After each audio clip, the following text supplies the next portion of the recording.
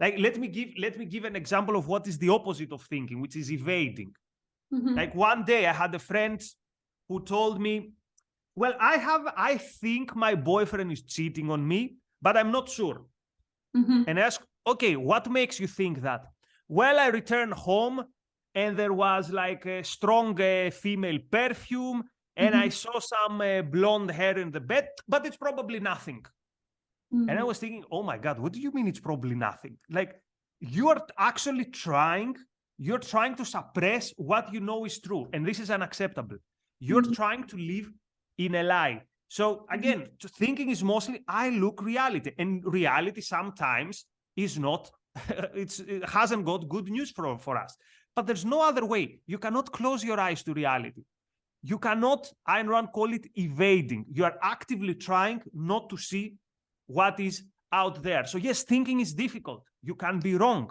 And quite often, it can lead you to seeing things that you don't want to see. Welcome to a new episode of Ideology Podcast with me, Safia Ahmed, and Dr. Nikos Sotirakopoulos.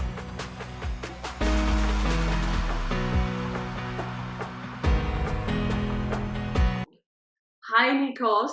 I'm not going to try and say your last name, so I hope that you can introduce yourself to our audience.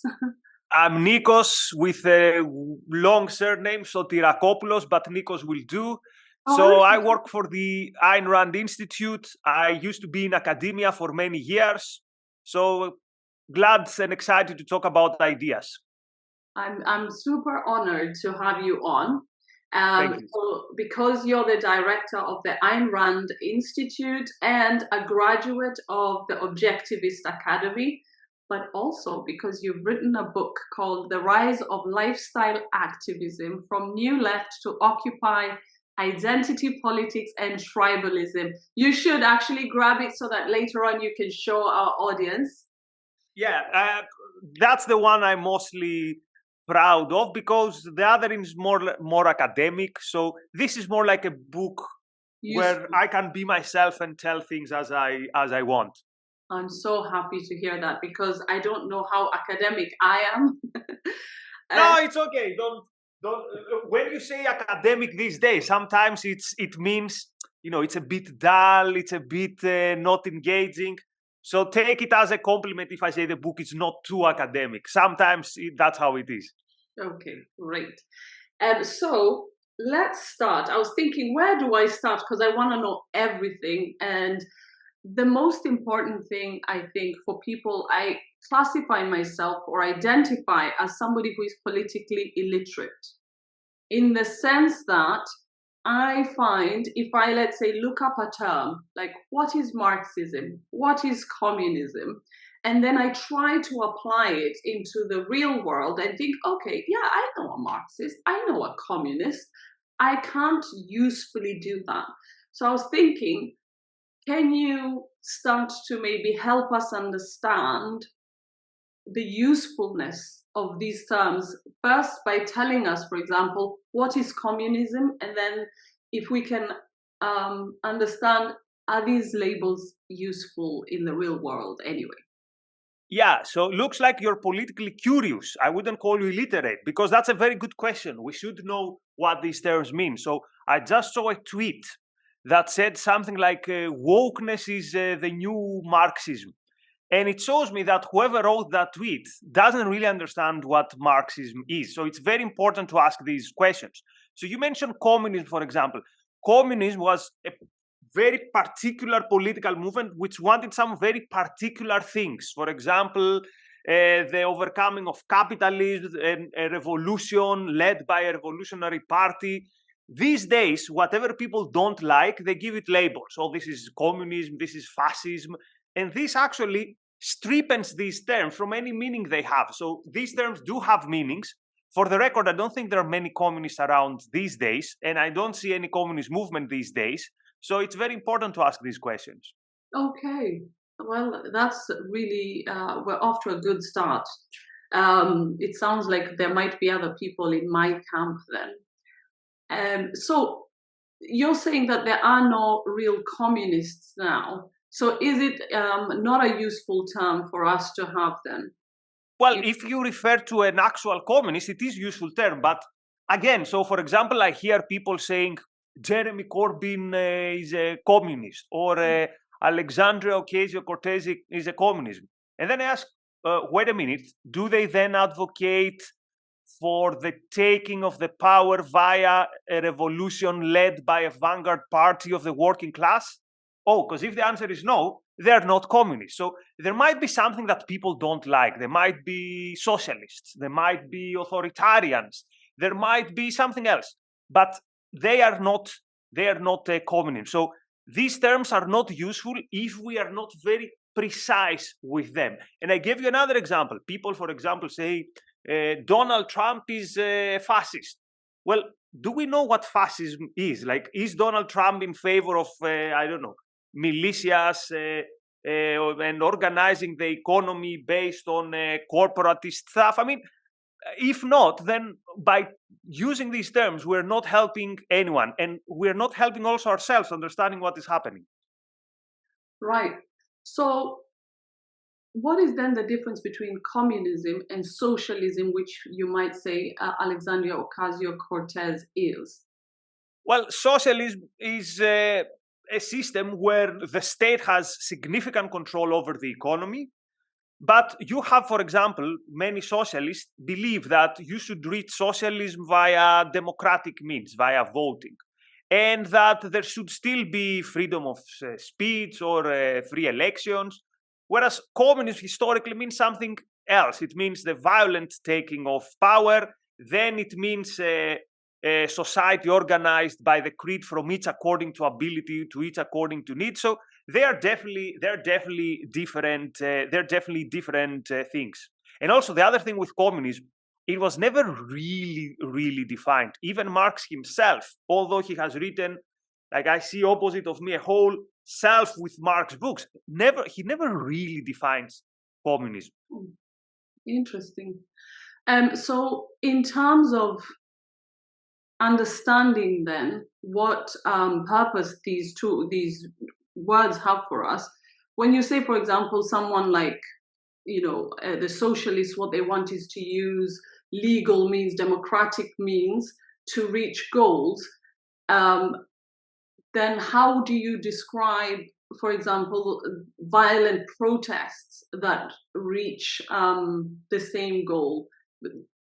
Well, so for example, I'm not in favor of socialism, so I would not rule out that this would include violence. First of all, even to redistribute property, or to try to close the gap between rich and poor, you might use, and most of the socialists want to use coercion, but it's a more like institutionalized form of coercion via the state, via taxation and all that stuff. But what you're saying is a fact. We see political violence more and more lately, both from the left but also from the right. And this is something which is bad, but also it's very predictable. And we can discuss why it's predictable, but it's mostly predictable because we live in times of tribalism. We live in times where we think that me and you, being in different groups, let's say man, woman, left, right, white, black, it means that we cannot communicate, that we cannot speak the same language, that you cannot understand me and I cannot understand you. And if we cannot understand each other, there's only one possible outcome, and this is violence. Right. And if we cannot agree even on the basics, like what is, for example, a peaceful protest, or what is, for example, a stolen election or not, then the only predictable and possible outcome is violence, because we live literally in different realities. And you see this these days. It's like people are living in completely different universes. They talk about things and you wonder, is this guy living in the same country as I live? Is he looking at the same facts that I'm looking? Yeah, I feel exactly that. So I think I'm somebody who is not tribal, but only because I came from a society that was deeply tribal and clan affiliated. Even I would go, tribe is not even enough. We had to have clans and sub-clans. And so I was from a young child just averse to it. I was raised not to believe in that.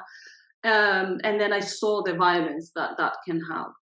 And what I find really interesting about, your book is, and just observing how quickly the West has become tribal ideologically, it's just confusing to me. How did it happened so quickly? Because I remember in my 20s, 30s, for example, even in the UK, people could say things about the French in jest. And I really loved that. I loved that you can say something about the Spanish, you can say something about the Greeks. We could be politically incorrect and you understood the intention behind things. You didn't take things so seriously. But now I walk around and everybody just, even the really young people, I don't know what to say. I feel like I'm going to cause offense. How did we get here so fast? So it's not that we take things too seriously. I wish we took things too seriously, because taking things seriously means also you understand what is the meaning and the gravitas of everything. What we do these days is that we completely identify with our identity. So my identity these days is who I am. I'm not Nikos with my views, whatever I have achieved, the things I want to do in life. No, I'm a white male Greek, for example, and I see everything through this prism. Mm-hmm. And here's something even worse. We're encouraged to be that way. Already from school, we are taught that we are representatives of our identity, that our identity actually limits what are our possibilities in life. And this is destructive. This is destructive of our mind. Then we identify not with what we can achieve, but with this static, with this passive view of who we are. Oh, I'm a person from a persecuted minority. I will never be able to do something. And also, I have a grievance against society. Notice, not a historic sense of, okay, bad things happen. This is very important. It's very important to at least recognize that injustices has been done. But this is now also future oriented. This is like, I will never achieve. And also, this is like, other people are not other individuals. Other people are also representatives of their groups. And again, this is destructive. First of all, destructive for us, for the way we view the world and for our chances of success in this world. Right. You've laid out, the importance of really disidentifying from that. For me, I think I come to a survival place where I feel that that actually leads to violence, and it will lead to loss of connection human to human. Because if I'm looking at you, just because of my background, all of us are a product of our time and place. And I grew up in the 90s when all of that was supposed to have been fixed. The world was, the end of history, right? So I just grew up thinking that, my understanding is teleological. The world will just always, kumbaya. We will get to a place of wonderful peace and literally utopia just because. I was so gullible in some ways. And it is because in my formative years, I was shielded from really, because I was in Africa, I didn't know about, for example, the missile crisis, and I didn't really know too much about what was going on. So I grew up in that bubble, and just seeing only, it gave me rose-tinted glasses, so to speak. So my question to you is, I am constantly told that it is my privilege. The reason why I am choosing to not see the importance of identity groups, being a woman, being a Black woman, is because of that privilege that I had, because I grew up where I was the majority. I wasn't the majority in my ethnicity, but racially, I guess you could say I was the majority. And so then I am given pause to think, okay, I need to understand, maybe there's something I'm missing.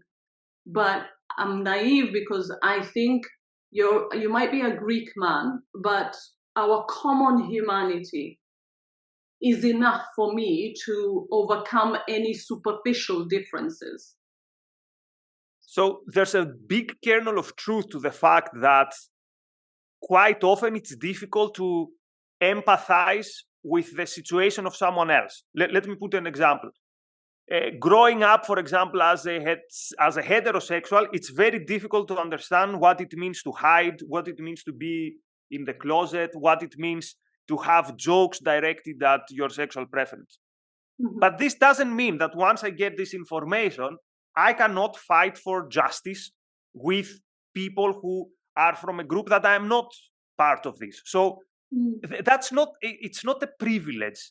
It's not a privilege. No one is privileged when there is injustice. When there is injustice, we all suffer. Mm-hmm. Some people suffer more, obviously. Yes. But no one benefits in the no rational person benefits in the long term by living in a society of injustice. So the proper thing to do, if there is an injustice, is to point out to it, say, hey, look, there's this problem here, there's this injustice here. And then we come together and we say, okay, how do we fix this? But notice that this is not what's happening these days. These days we are told you cannot even understand that injustice. And if you understand it, your place, because of your background, is to sit back and shut up. So, for example, in the summer of 2020, we were telling that even those of us who care about racial injustice, we were told you cannot criticize the Black Lives Matter movement because you are not Black, you haven't experienced suffering. Like, really? So I cannot judge whether it's a good idea to riot in your neighborhood and to destroy and alienate the lives of the members of your own community. So do I need to be part of that community to judge? No, this is wrong. Why is this the case? Why do I need to be of a specific background to make a judgment that says defunding the police, for example, is a very, very bad idea? Right. So we think with our minds. We don't think with our skin color. Yes. And this is what identity politics today, unfortunately, have taken away from us. The idea that we all could think the same. There's one way to think, which is you use your mind and you have reality as your point of reference. That's it. Every other form of thinking is wrong. There is no white thinking or black thinking or I don't know what thinking or European thinking. There's right thinking and there's wrong thinking. So how did we get here then, so quickly? So how we got here, it's always when you try to figure out what happened, look at the bad ideas that have brought us here. The song says money makes the wrong goes round. The money makes the world goes round. I think that's false. Ideas make the world go round. And it's bad ideas that have brought us here. The idea that says, for example, that we cannot really know reality, or that we can't even be sure if there is a reality, or the ideas that say, for example, that different groups think in different ways. What all these ideas have in common is that they're telling you, you are not capable of navigating this world, of making sense of this world, which is another way of saying you are not able to live in this world by using your mind. Right. Now, what's then the solution? You have to stick with other people who are like you, based on your gender, based on your race, and then you're like the blind people directed by other blind people. Together you have to navigate a world that makes no sense. And I think about it in a simple, don't go to deep philosophy. How often have we heard the phrase, well, that might be true for you, but not true for me? Or how often do we say, well, yes, you say this, but you say this as a white man? Yeah. Or how often have we heard, well, this is very Eurocentric mode of thinking? All these phrases point to the same direction, which is you cannot know the world by using your mind, which means you're incapable of thinking, which means you have no agency. And this is, for me, the beginning of everything wrong. Thinking that the individual hasn't got the free will or hasn't got the capacity to think and figure out reality and figure out how to make sense and navigate this world. And this is the beginning of tribalism, because again, if I cannot navigate this world, then I need to cling to a group. Yes. Not a healthy group, like we come together because we share the same values and we want to achieve something, but we come together because we are alike or because we hate the same people. Yeah, that is true, but that's what it feels like all of politics is quickly becoming. But again, how did we, you say it's wrong ideas, but it's become the dominant idea, or am I wrong in thinking that this is now the dominant way of thinking about the world? You are very right. This is the dominant way of thinking, and it started at universities, it started in schools, in popular culture, but this is how the world is shaped. The world is not shaped by politicians. The world is shaped by the ideas that in every period are the most dominant ones. And again, so you're right. We are there, but there's no secret special answer how we got there. We got there because these ideas are the only game in town. These are the ideas that dominate the universities, the schools, and even entertainment, the culture. So that's why we came here. And also notice there hasn't been much resistance to these ideas, which again shows that they had the free way, they had the free pass to dominate the culture, these ideas. But only because I think the rest of us are put in this almost situation of limbo and confusion, where, you know, my own experience shows me that I can connect with an Italian as easily as I connect with a Somali who speaks my native language. It just depends on many other factors, things that we have in common. There's so many different things I can judge that on. But I like to think that even anyone, whether they're homeless, we can all connect on a human level. And so how is it possible that we're forced to sit it out and think that, yeah, well, there must be wrong with my way of thinking when somebody presents us with, you know what, you cannot understand my experience.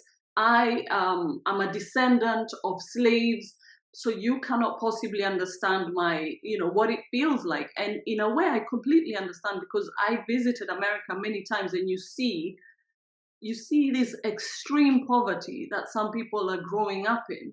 And then they tell you it's historical. There were all these laws that were passed specifically because of race. You know, you are then left in a place where you think, okay, you know what, I am ignorant. I have to go do a PhD to understand what your experience is. And here's what makes it even more complicated. These things are true. There were these laws that kept people behind. And being part of these groups, it would be extra difficult to make it to life. But here's the thing. Again, by telling people you cannot do it, or by telling you who are you to have these dissenting views, they are also counting on the fact that more and more people today lack genuine self-esteem. And by self-esteem, I mean the confidence that they can be right when other people are wrong. And for example, if we tell people that they don't have free will, how can you have the confidence that you are right? When we tell people that you cannot make sense of the world, or when we tell people you are a basket case, you are a victim, how can you then have the self-esteem to say, no, I will make a statement. I will tell you, no, you are wrong. The majority is wrong. And there are always the examples of people who manage to step above these injustices. And again, it shouldn't be that difficult, and they should not face these burdens. But again, the question is, okay, how do we get rid of these burdens? And the proper way to do this is, again, to say, I make the judgment that this is an injustice. I point to you to reality, to where this injustice is. And then we fix it based on the idea that every individual should have the same rights. But again, this is not how it's done. This is not how it's done today. But isn't it up to our political class to become, you know, to tackle these things rationally then? The political class is our mirror. The political class is whoever we put there. And again, the political class has no ideas of its own. The political class is a mirror of the ideas that are popular and dominant in every era. Today's culture deserves, unfortunately, a Trump. It deserves a Biden or whoever else comes from the other side, because apparently that are the ideas that have an impact on people. Okay, so now let's get to Ayn Rand. So what is her philosophy? What are the tenets? A lot of the things that I discussed up to this point, Ayn Rand says the opposite. So, for example, Ayn Rand tells you there is one reality, and you can know it if you use your mind. And also, Ayn Rand tells you, and this is great news, because it means you can make it in this world. You can be happy, and you can be successful. And one more thing, and this is good. It's good to have a good life. It's good to be happy. It's good to be successful. So her philosophy captures every aspect of philosophy. What we call metaphysics, like ontology, what is out there. Mm-hmm. Epistemology, how do we know? Can we even know? And she says, yes, you can know by using your mind, by using reason. And also ethics, what is the good? Is it good, for example, to suffer? Is it good to live by the sword and die by the sword? She says no.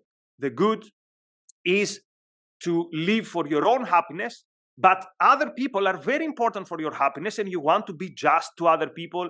You want to have them in your life, the good ones. You want to give and take, and this is a good life.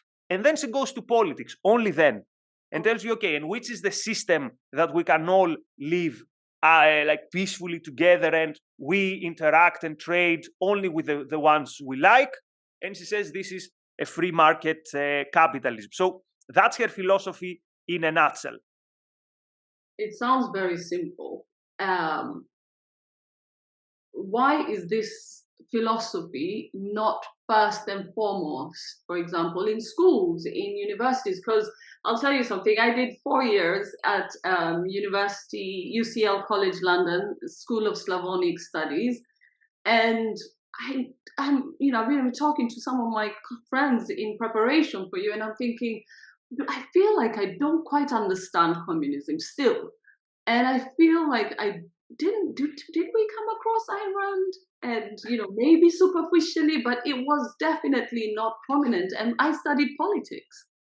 Well, for 20 years, for 30 years in my life, I never came across Ayn Rand. So why is she controversial and not prominent? Mostly because of her ethics. Because her ethics that says that your life is yours and your happiness should be your highest goal in life. Think about how this goes against almost every school of ethics and philosophy in history. It definitely goes against Christianity. It definitely goes against every form of collectivism, which tells you you should live for the group, for the society, for the community, for the state, for the working class, for the glory of Mother Russia or the Third Reich or of Greece or whatever. So it goes against all these previous ethical systems. So it's, in a way, it's a very hard pill to swallow.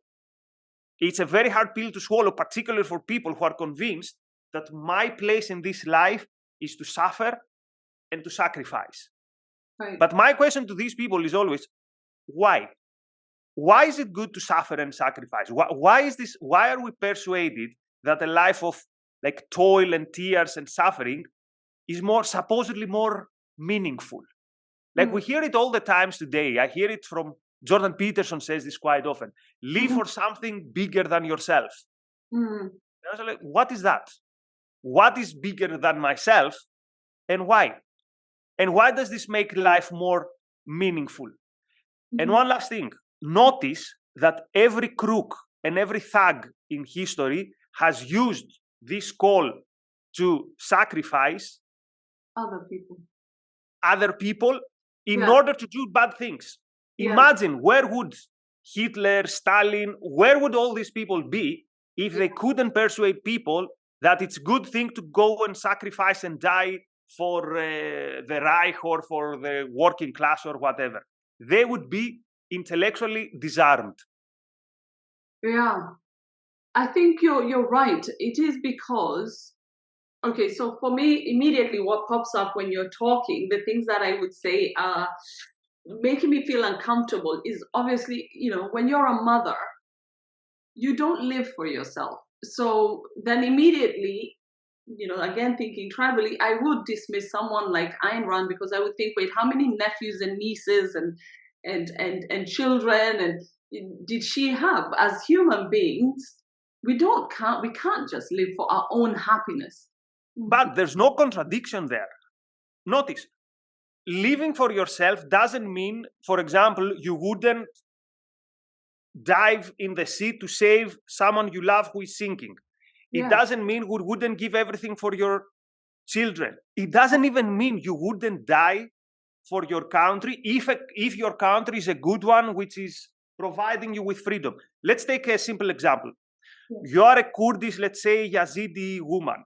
Yes. And you see the Islamic State army approaching. You know that if they capture you, your life is going to be hell. It totally makes sense, and it's a selfish act, I would say, to say, I stay here and I die. Give me freedom or give me death. Yes. Or you mention your children. Let's say a mother, her child falls in the sea. She dives to save it, even to risk her life. But why? Because the child is such a value to you. So there's no contradiction between wanting your happiness and not only loving other people, loving them passionately, loving them with all your being, with all your heart. There's no contradiction there. Right. So she is against altruism and philanthropy. Am I right? No, she's not against philanthropy. She's against philanthropy being, let's say, the criteria that will determine whether you're a good person or a bad person. She says that's like a philanthropy is more like an afterthought of in your life. Like the number one moral question you face is not whether you're going to do philanthropy or not. The number one question you face is, how shall I live in this world? And the answer is, I should live as a reasonable, productive person.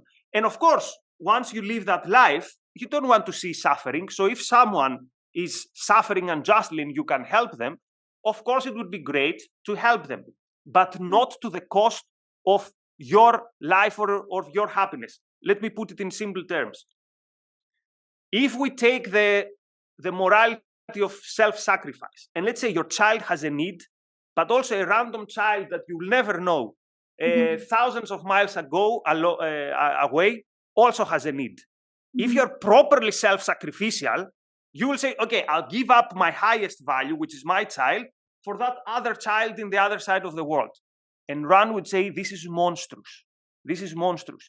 You shouldn't feel compelled to sacrifice what is more important to you, which is your child, to another child that you will never know and doesn't mean anything for you. If it is of no cost, of no significant cost to you, of course you want to help. You don't want to see suffering. Who wants to see suffering? But this is not the moral command that stands over your head all the time. Like help others, help others, help others. Because this would be paralyzing. Like you wake up in the morning, who do you help first? Someone in Haiti, someone in Africa, my neighbor, my uncle, that other guy who needs help, or the future generation. What do I do in the morning? So she says this is not a morality that would be a proper or a viable guide for your life. Right.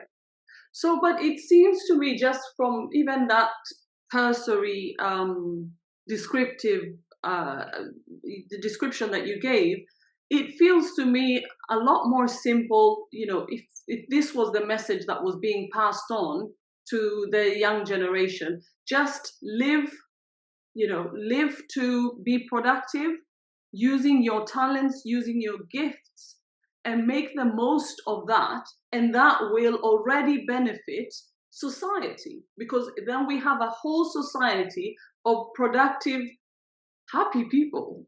Yeah, but notice, your number one goal is not to benefit your society. And let me give an example. Let's say your biggest passion is you want to be a painter. Yes. If your number one goal is, oh, I want to benefit society, maybe you'll say, but, you know, society needs more, let's say, doctors. Yes. So you live a life of toil being a doctor. You don't like it. Whereas he says, no, do what makes you, what will fulfill your life. We have one life. If you want to be an artist, yes. In that case, though, if we follow that logic, isn't everybody going to be a TikTok influencer? No, I don't enjoy being a TikTok influencer.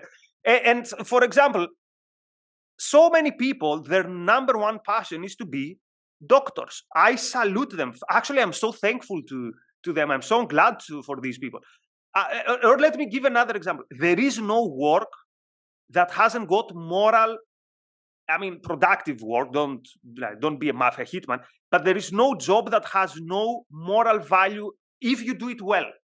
Yes, one of the persons I admire the most is someone who my family knows, who is a cleaner.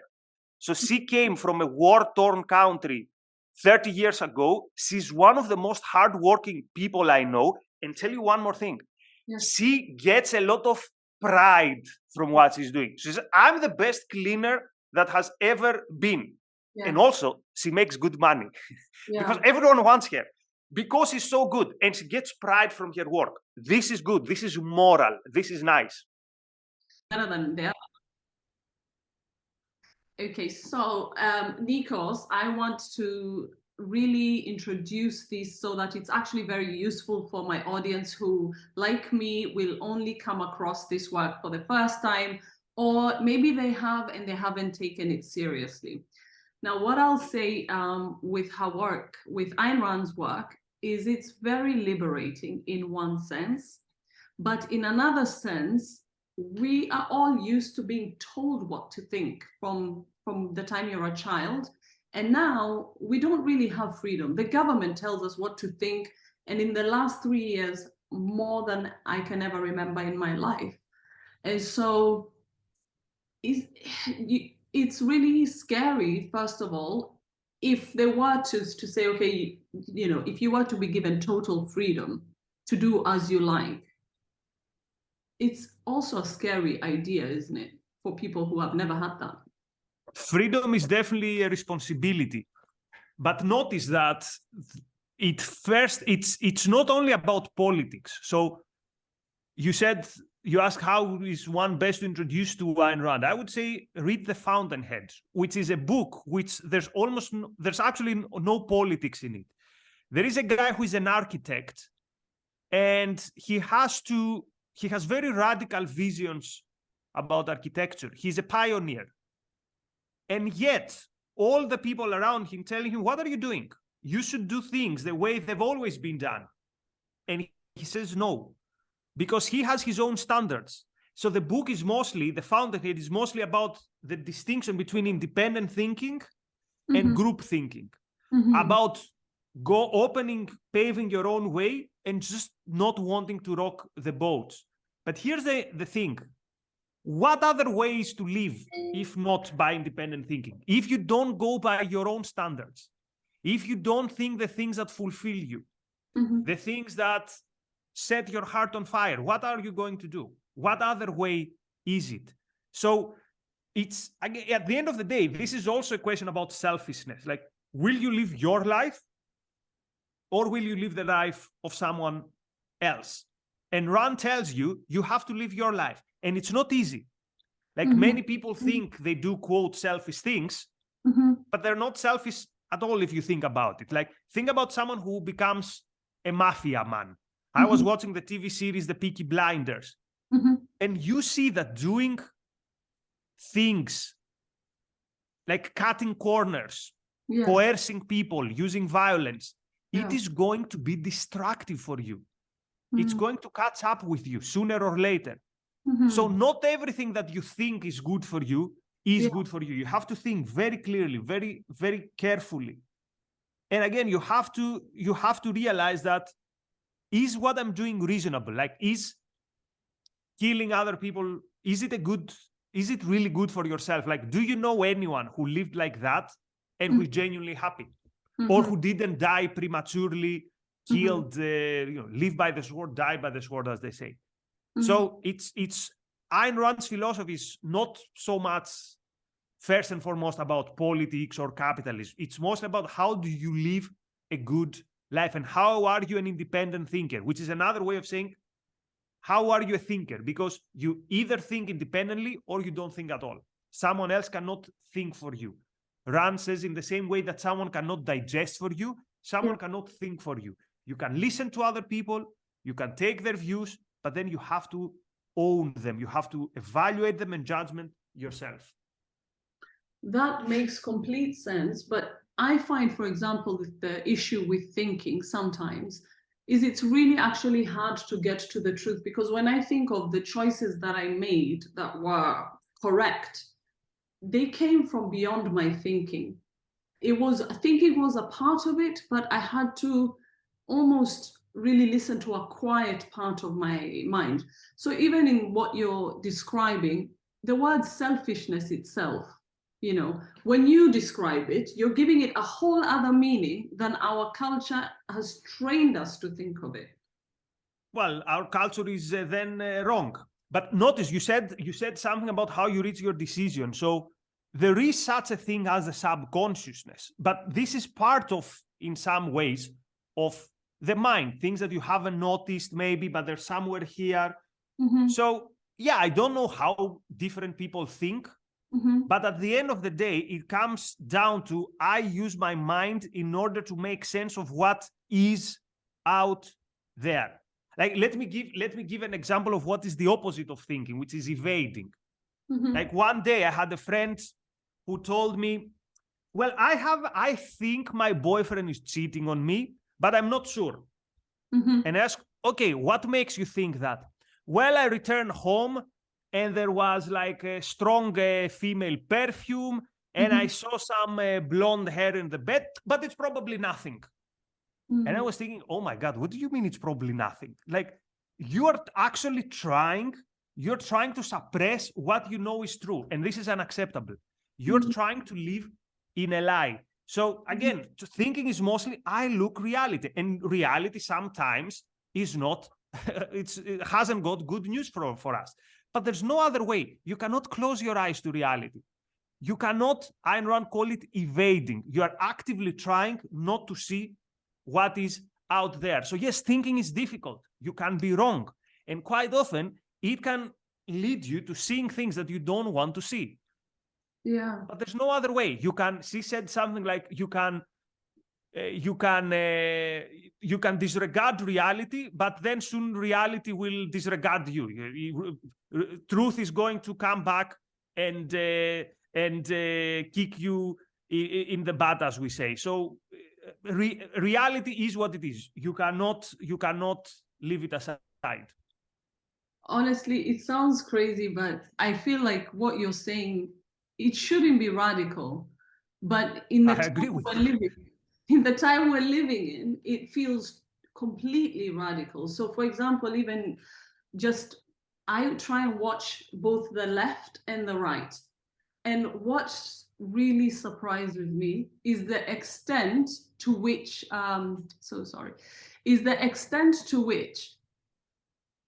both of them think that they possess the ultimate truth, and they sound exactly the same.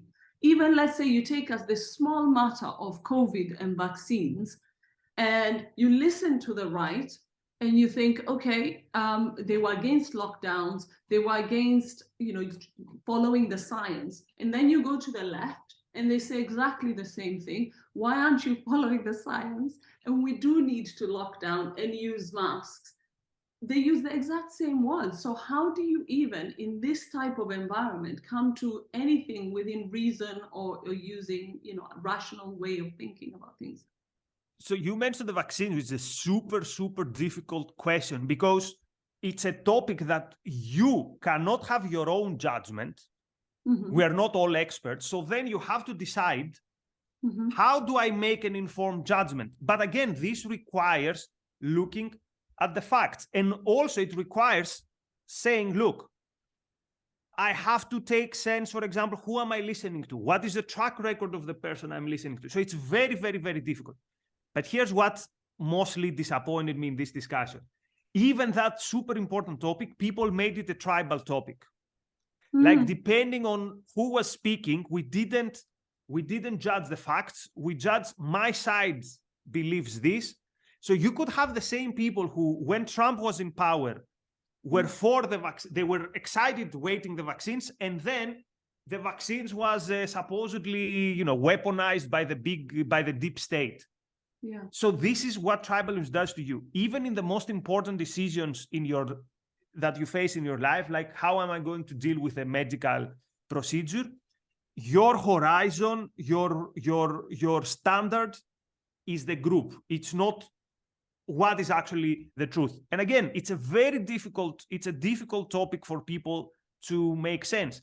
But you have the responsibility to make sense because it's your life.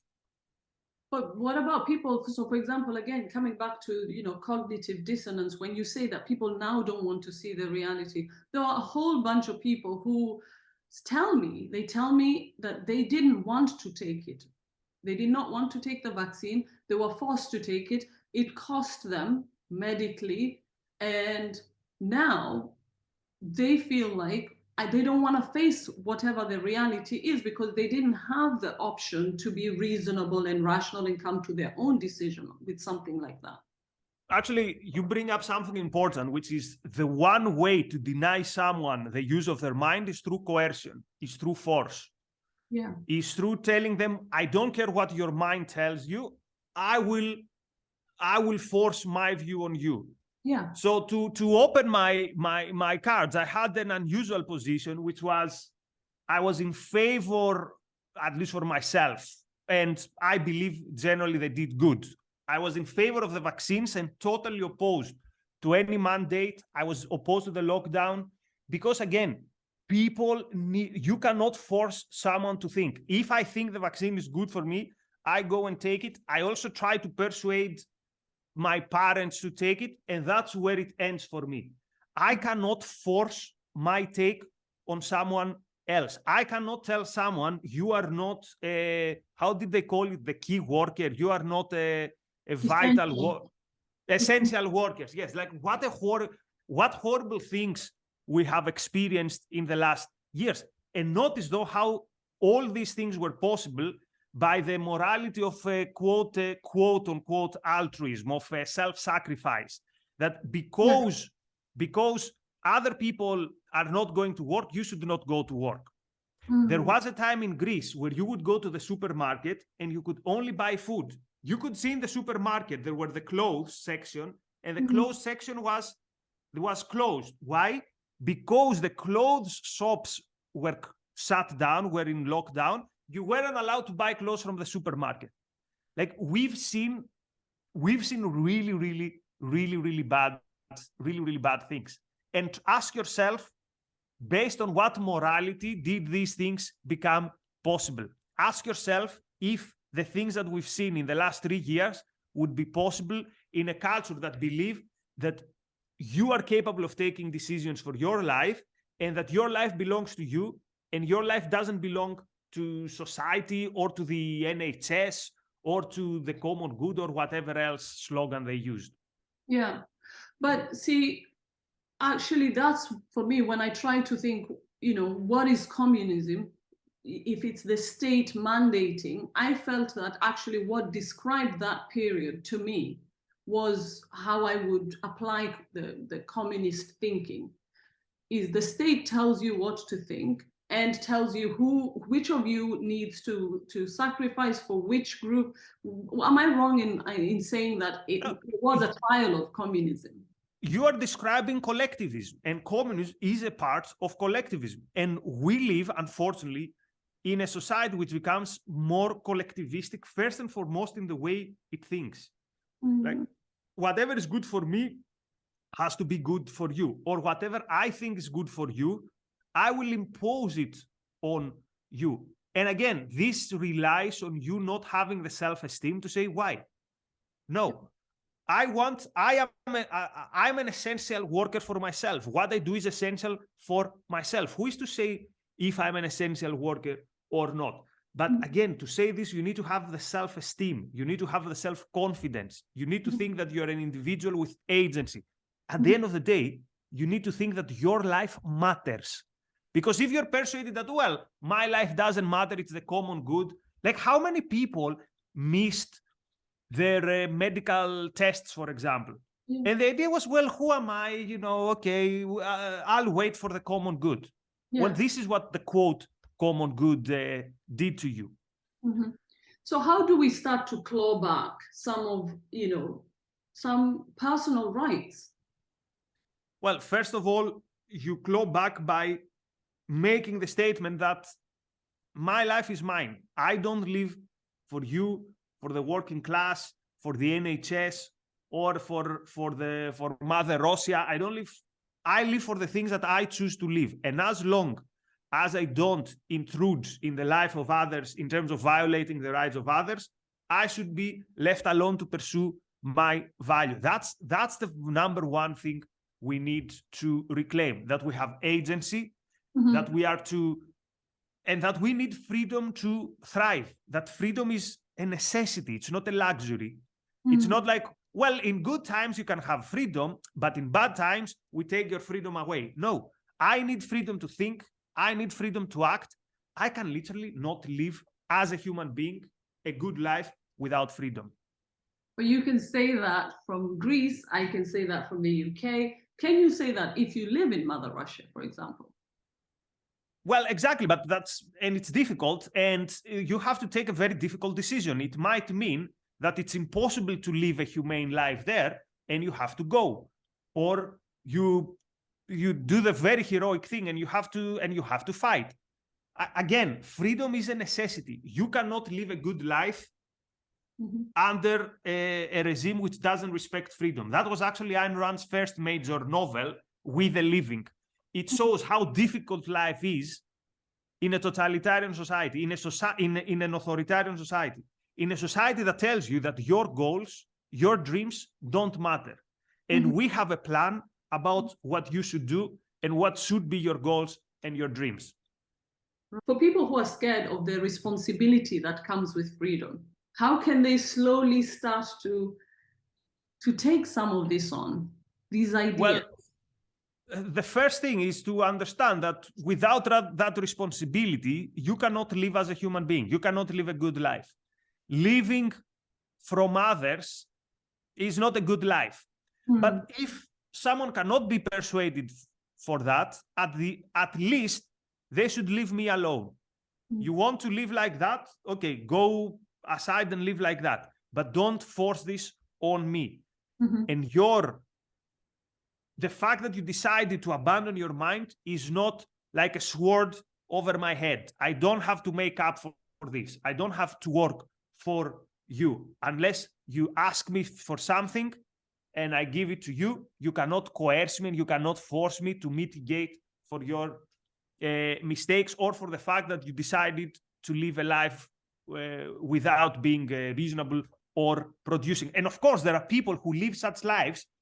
It's out of their control. Let's say you have an accident or a horrible illness. In that case, of course, I will feel that I will want to help you if you suffer without a fault of your own. But still, this is not a claim on my life. And even more, or similarly, people who who consciously say, I don't want to think, I don't want to produce, they're mostly hurting themselves, but at least they shouldn't hurt anyone else. So again, they shouldn't have a claim on the rest of society. How did you come to this way of thinking? Because I think I saw somewhere that you were describing that you were once a communist, right? Yes, a card-carrying communist. I guess it was reality itself. So the reason I abandoned communism was I found things in Marx that didn't make sense. And I tried to find the answers, and with a lot of pain in my heart, because it's not easy to give up an ideology that you had for, 15 years, I decided, look, this doesn't make sense. And if I have to be honest to myself, I have to give up this ideology. And it was very difficult. I lost friends. I got ostracized from particular social circles. But I had to be honest with myself. You cannot, again, I cannot close my eyes and say, I see this, I see that there's a mistake here, I see that this group that I'm part of is wrong, but hey, I don't want to commit social suicide, I will stick to that group. That would be a betrayal to myself. That would be a betrayal to my self-esteem. But again, it sounds to me you're describing like almost a cult, like how hard it is to leave a cult, as opposed to, you know, just a political thought. Well, that's what happens these days. People see their politics as a tribe. And again, it shouldn't be that way. Politics should be, we come together because we share some values and we want to achieve a goal. And again, there's nothing wrong with forming communities, with having relations of solidarity. There's nothing wrong with that. Yeah. The problem starts when, in order to be part of a group, you give up your individuality, you give up first and foremost your independent thinking. Yeah. That's a disaster. And also it means that this community is going to be useless. How can you achieve something when people give up their number one feature, their number one asset, which is their mind? Yeah. So you're saying actually the best kind of groups are those that encourage diversity of thinking? Not necessarily diversity, but at least independent thinking. Mm-hmm. That allow you to think for yourself. Mm-hmm. So let's say, again, we have a dictatorship, right? We come together, we value freedom, and we come together to fight this dictatorship. Yeah. But still, we're individuals with our own thinking. If now we become the ruling class and we start deviating from our values, we have to say, hey, wait, the group here is doing something wrong.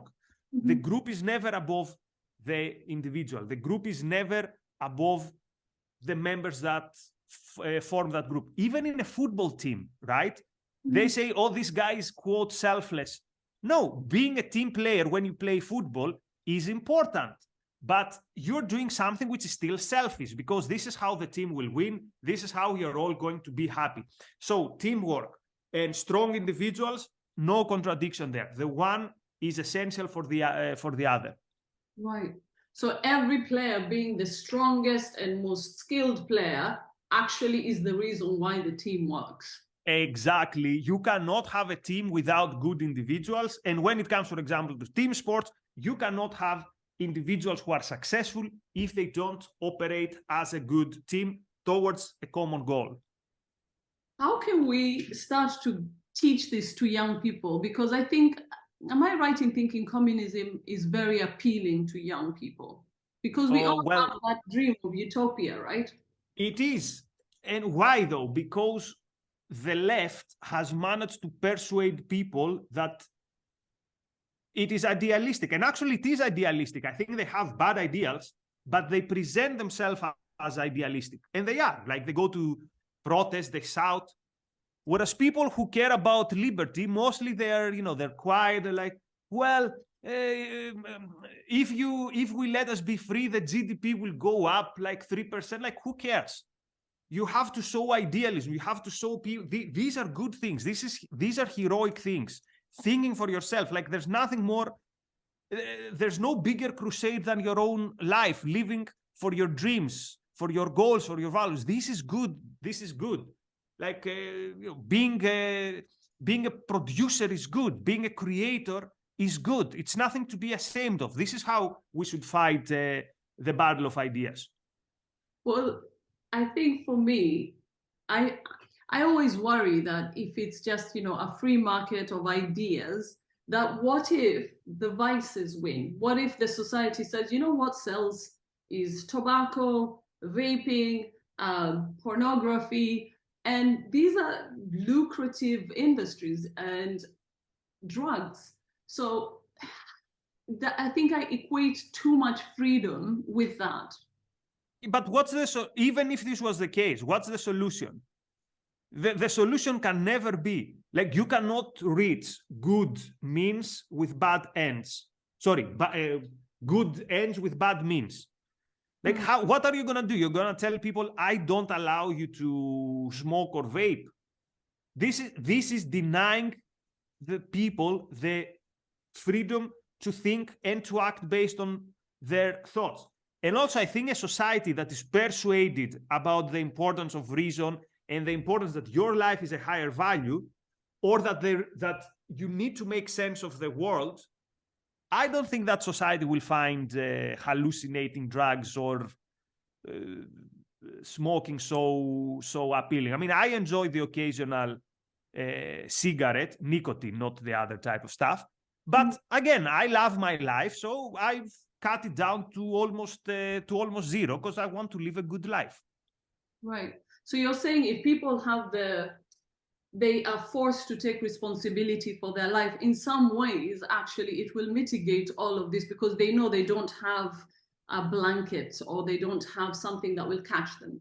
Yeah, but again, it's not, you cannot force someone to think, but you tell them, if you don't think, you will pay the consequences of not thinking. And then you put them face to face with reality. How does someone who's been told you're a victim, you're a woman, you know, the patriarchy has tried to disadvantage you, and you know, all this, like, you grew up with it. You know, for me, I was in my 30s when I was introduced to these ideas. So I could see that actually people are looking for very simple thought that encapsulates reality, and reality is way too complex. I could just see that, you know, it wasn't rational to me. But if you're being taught it like a religion from a very young age, you're being taught about, you know, the white men control the world, to see the world through race, to see the world through gender, and ever more complex gender that, you know, I think as a 46-year-old woman, I definitely, it hurts my head to understand some of these, you know, issues with pronouns, and I've struggled to get it. Well, that's why I said the first and most important thing is we have to make the case that individual human beings have agency. They have a mind, they can use it, and the sky is the limit. Success is possible, thinking is possible, and achieving things in life is possible. Once you arm people with these beliefs, everything else becomes irrelevant. Like, who cares about all these like victim narratives? Who cares when you know that you can achieve things in life, that you can be good, you're capable, you can be successful. This is the number one thing we have to reclaim. Do you think it's just your personality, the fact that you are able to extricate yourself from this way of thinking? Or do you think... Absolutely not, because I was not always like that. So again, but here's where free will comes in. You have the chance, you have the capacity to change most of the things about yourself. Not everything, but you can change a lot. You can change a lot. You can be shy and become confident. You can have like a loser mentality, and you can change that. You might think that, oh, I'm not good in something. I challenge you. Give me one thing that you're not good at. If you work consistently at it for a year, come again and tell me you're not good at it. Of course, you'll become good at it. So, but again, we come back to the same thing. People have this idea that, well, my fate is sealed. Yeah. No, you can change your fate. And actually, that's what you should do if you want to be happy. And you should try to be happy because your life is important. See, it comes back always to morality. So do you think everyone really should just try and get to the root of their passion, ask themselves, look, I have this one life to live, and what are the things I care deeply about? And then just think, I'm going to dedicate myself to that, and not really try and understand, to not try and live through a collective group. Why live through a collective? Like, what would it even mean to live through a collective group? So totally, you do the first part of what you said, and then you realize also that part of what makes life great is romantic love. It gives us feelings that are, you know, it's unique. It's very important to have friends, to share your W's in life, to share the beautiful things, to share your passions. So again, these things are not contradictory. Following your passions and having beloved ones and a good romantic life, these things are compatible. So I think that's completely compatible, completely, not even potentially compatible, 100% compatible. Yeah, I think the problem is a lot of times we think, oh, selfishness, me, myself in my house and just me, I'm an island. And so I feel like it's the languaging around. It's almost like, I feel sometimes just listening to people, I heard there was a clip of President Obama saying that Ayn Rand is the kind of thing that he always assumed teenagers would grow out of. But there are people who say socialism is the kind of thing that people assume teenagers will grow out of. But notice when people say, oh, I grew out of Ayn Rand, usually they mean, I went beyond idealism and I went beyond having dreams. Why is this a good thing? And is your life better now that you gave up your dreams? I would ask these people. So I think that's what intimidates them more in Ayn Rand, that Ayn Rand tells you, no, don't compromise your ideals. I will leave you with this because I'll have to go. There's one scene in The Fountainhead. There's this architect, and again, because he's very radical and he lives in a society which doesn't really easily accept the different, he's very poor. We're relatively early in the book, and he can't even pay the bill. And a bank comes and tells to him, a big corporation tells him, if you build our headquarters not the way you want, but the way we want, so we want you to make many changes in your plan, we're going to make you rich. Yeah. Now, people who are superficial in how they would see Ayn Rand, they would say, oh, Ayn Rand is all about money. He will say yes. You know what he does? He says no, and he goes to work in a quarry, like a breaking rock. Oh. Why? Because there's nothing wrong than betraying your ideals. There's nothing worse than betraying your dreams. You betray yourself. And then you might be rich for a while, but you will be miserable. So he says, I'm not going to compromise my ideals. And notice the novel doesn't end there. Later, we see how the person who doesn't compromise is not someone who will lose, is someone who will win. You know what? We have to read Atlas Shrugged and Fountainhead and some of her books, and then you have to come back. Okay. Usually people say the other way around. The Fountainhead first, Atlas Shrugged second. But to be honest, I read them with the opposite order. Atlas Shrugged first and Fountainhead second. But I would be very interested, yes, you read them and suggest your audience to read them. And I would be very interested to see what you made of them. I would love that. Thank you. It was such an honor. I can't wait to reconnect.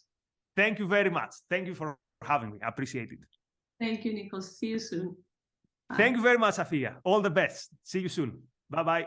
Bye.